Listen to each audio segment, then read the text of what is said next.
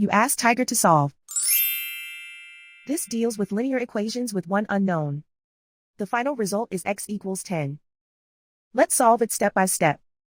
Simplify the expression. Break up the fraction. Find the greatest common factor of the numerator and denominator.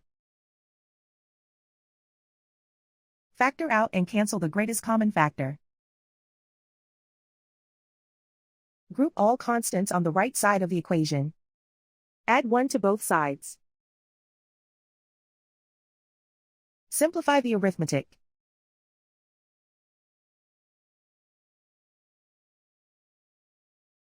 Isolate the x. Multiply both sides by inverse fraction 5/2. Group like terms. Multiply the coefficients.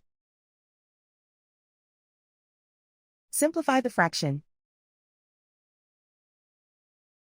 Multiply the fractions. Simplify the arithmetic.